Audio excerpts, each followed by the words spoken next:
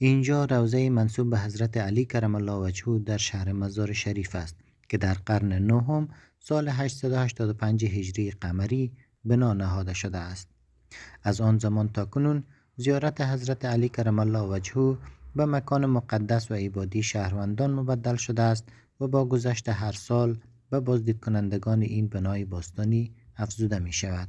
مسئولان فرهنگی روضه حضرت علی کرم الله وجهه می گویند که در این روضه بخش‌های گوناگون فرهنگی از جمله موزیم، کتابخانه و دارالحفاظ ایجاد شده است.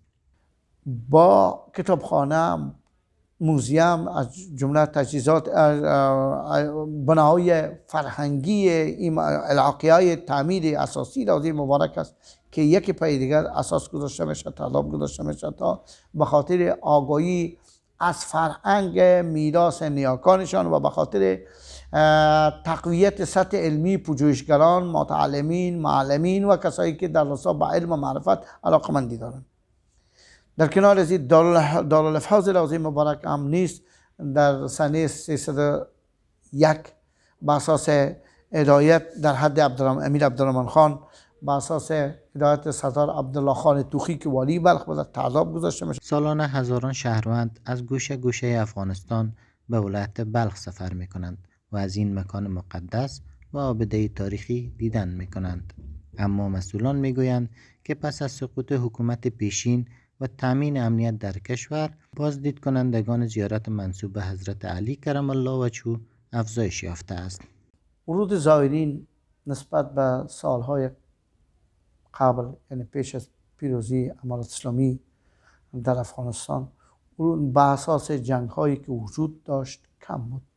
بعد از اینکه امارت اسلامی به پیروزی رسیدن، فضای صلح امنیت تامین شده، مردم بیشتر از بیش از گوشه و کنار وطن به جهت اتعاف عدیه بر روانت حضرت علی رضی الله عنه تشریف میارن، از خداوند جل عظمته مقاصد خود از خدای خود میخواین و به خاطر خیر، فلاح، ادامه صلح و امنیت در کشور خود اینجا دعا میکنن. واقعا ورود مردم نسبت به سالیان قبل بیشتر از بیش است. هیچ نوع مزاحمت و هیچ نوع مشکلات علیه زائرین وجود نداره. با این حال شماری از شهروندان که از ولایت‌های گوناگون به مزار شریف آمدند میگویند کدام کمبودی احساس نمیکنیم. فعلا امنیت خوب است، برقرار است، خوشحال هستند مردم ها.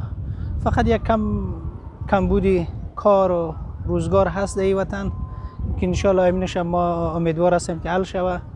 از مسئولین دولت و از جامعه جهانی خواهشمند هستیم که در راسته این کار یک توجه جدی داشته باشه. خوش هستیم به ایگه. فقط امروز آمدیم به مزار بعد از 10 سال، چون در این مدت 10 سال که گذشت، یعنی مدتی که بود امنیت نبود، راه خراب بود دیگه، آمدن به اینجا مشکل بود دیگه. فعلا حال امنیت است، با مو خاطر خواستیم یک چکر بیم، یک دفعه و زیارت بیم.